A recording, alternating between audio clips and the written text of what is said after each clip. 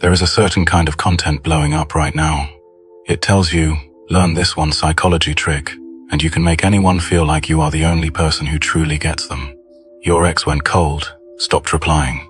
Send them one carefully crafted message that hits the softest part of their heart, and watch their whole attitude flip, relationship hit a dead end. Just reframe their flaws as strengths using the right words, and they'll never want to leave. The trick is called the Barnum Effect. Sounds tempting, right? But I am not here to teach you that. I am here to tell you something those videos leave out. The Barnum Effect can make someone feel like you get them. The problem is that understanding is fake. It doesn't require you to actually know the person.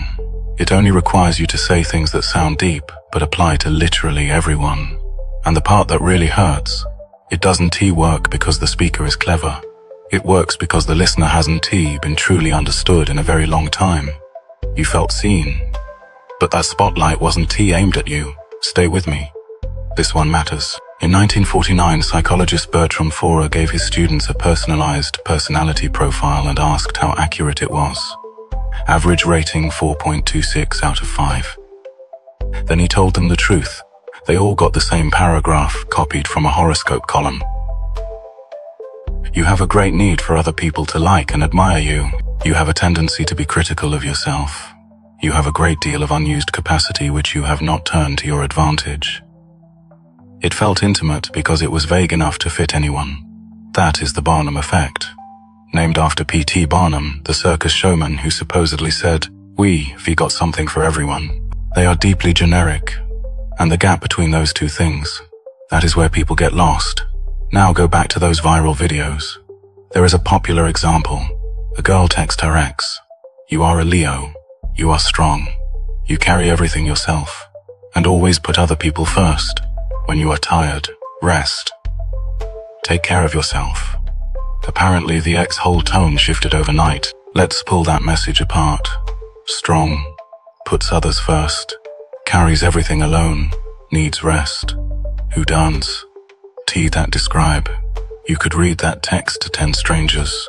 Any sign, any gender, any age, and at least 8 of them would feel something. This isn't about astrology. It is about a sentence structure that works no matter whose name you put on it. Swap Leo for Scorpio, swap strong for sensitive. Same result. Someone will feel understood, but here is where the Barnum Effect gets truly dangerous. It is not that it fools you, it is that it gets you to fool yourself.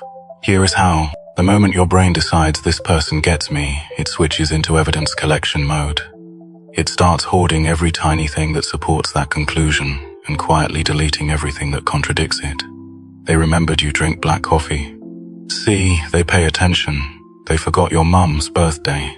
They've just been busy, and then something else takes over. Because of that one vague moment of understanding, you start assuming this person is also kind, also deep, also trustworthy.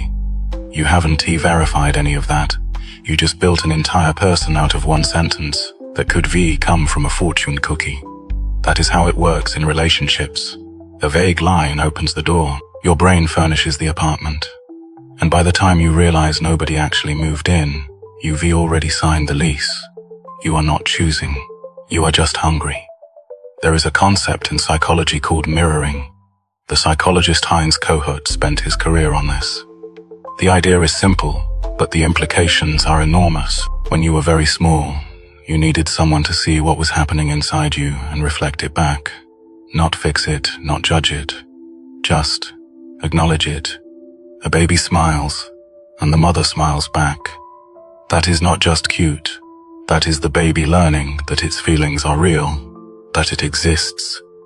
I had a feeling, someone received it, so I am real. That is the foundation. That is the whole thing. And for a lot of people, that foundation is cracks. You came home from school upset, and instead of, tell me what happened, you got, well, what did you do wrong? You said you were scared, and you were told you were being dramatic. You tried to share something that excited you, and the response was a correction, or a comparison, or just silence. None of this was malicious. Most of the time, your parents were probably doing the best they could with what they had. But understanding that doesn't undo what it taught you. And what it taught you was, What I feel doesn't matter. Or worse, what I feel is wrong. So you stop saying it out loud.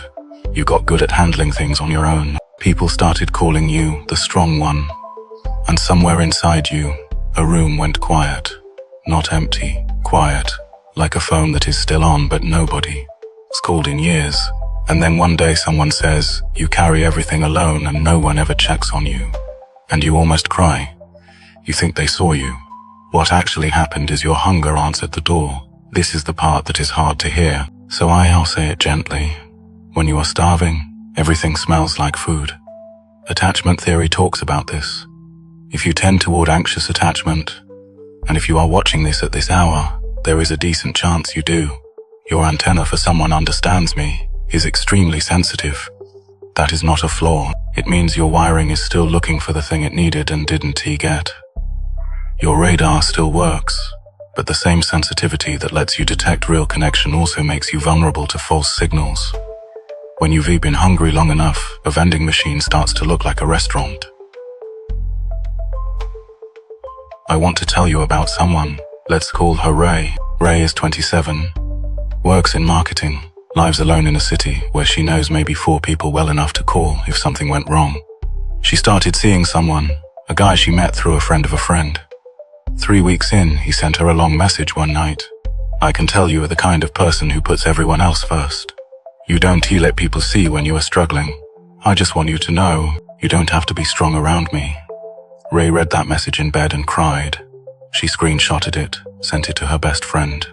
He gets me. 4 months later, she realized something. He didn't know her mother's name. Didn't he know she sends money home every month? Didn't he know why she left her last job? Or that she is afraid of the dark? Or that she can eat cilantro? All those things that actually make her Ray and not just any 27-year-old woman living alone in a big city. He never asked about any of them. The understanding that made her cry that night, you could have sent it to 10 different women and gotten the same tears. He wasn't learning her, he was assigning her. That is the tell. Barnum people make statements. Real people ask questions. She wasn't seen. She was matched to a template. So how do you tell the difference? When someone says, I get you, how do you know if it is the Barnum Effect or the real thing? I am not going to give you a checklist. That is not what we do here. But there are 4 things worth sitting with. The first, vague or specific. Barnum understanding never touches details. You are strong, but you have a soft side. Anyone could say that about anyone, but I noticed you always change the subject when someone brings up your dad. That requires someone to have actually been paying attention, to have watched you, remembered you, and cared about a moment you didn't even know was visible. Real understanding doesn't arrive as a sweeping statement. It shows up clumsily, quietly. You didn't touch that dish. You don't like it, do you? It is not romantic. It is almost boring. But it is true. The second, only warmth, or also friction. Every one of those use the Barnum Effect to win people back. Guides has the same core strategy. Only give positive feedback. Reframe their flaws as strengths. Make them feel permanently accepted. That is not understanding. That is flattery with a psychology degree. If someone understands you but never disagrees with you, they are not seeing you. They are managing you. Someone who actually sees you will sometimes say things you don't want to hear. Not because they don't care about your feelings. Because they are looking at the whole you, not just the version of you that wants to be seen. They'll say, you keep saying you are fine but you are not fine. They'll say, I think you are running away from this, not towards something. Those words don't feel good, but only someone who is really looking at you can say them. Barnum relationships don't have friction because their goal isn't to see you. It is to make you comfortable. The third, instant or slow. This might be the most important one.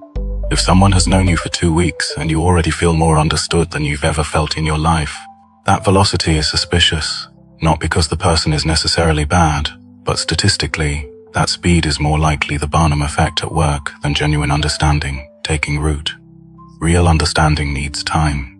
It needs boring days. It needs to see how you act when you are sick, what you do when you are angry, whether you remember something they said 3 months ago that they didn't think mattered. There is no shortcut for this. Barnum gives you instant coffee. Warm in 3 seconds. Cool in 5. Nothing left in the cup. Real understanding is a slow thing. Sometimes the heat is wrong. Sometimes you have to wait. But what it builds is solid. The fourth said, or done. This one is the easiest to check and the easiest to ignore. Barnum understanding only needs a mouth. I know you are stressed, cost nothing to say. You can say it while scrolling your phone. But real understanding eventually shows up in behavior.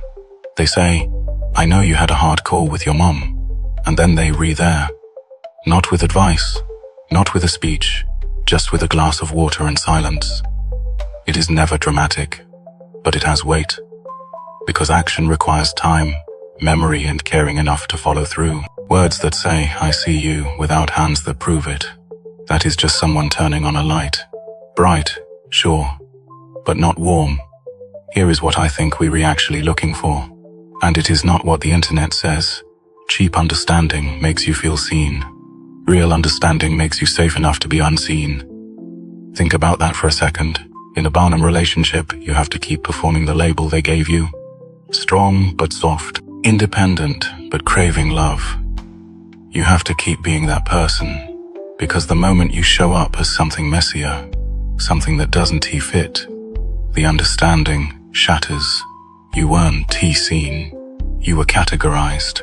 Real understanding lets you be contradictory, lets you be different today than you were yesterday, lets you say, I don't know what is wrong with me, and have the other person not rush to explain it, but just sit there with you in the not knowing. That is being known. So what do you actually do with this? You don't build a wall. You don't decide to never trust anyone who says something kind. You do two things. First, you admit you are hungry. I know that is hard, because admitting you are hungry means admitting something was missing. You might have spent years building yourself into someone who doesn't need to be understood.